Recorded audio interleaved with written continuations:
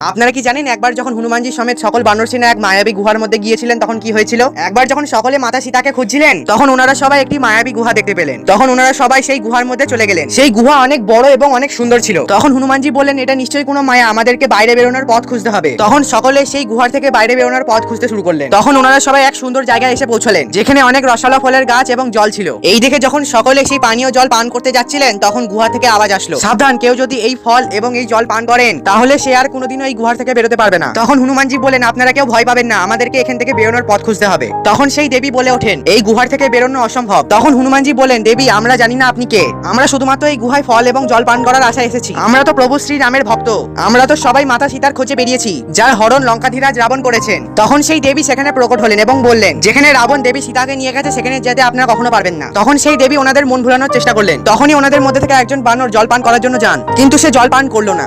এই দেখে হনুমানজি বললেন, আমরা যদিও বা প্রভু শ্রী রামের কাছে তৃষ্ণার্ত এবং ক্ষুধার্ত হই, কিন্তু আমরা আমাদের লক্ষ্যে পৌঁছেই ছাড়বো। এই শুনে সেই দেবী সকলকে সেই জল পান করার অনুমতি দিয়ে দিলেন এবং ওনাদেরকে বাইরে বেরোনোর পথও বলে দিলেন। আপনিও যদি হনুমানজি সত্যিকারের ভক্ত থাকেন তাহলে কমেন্টে জয় বজরংবলী লিখতে ভুলবেন না।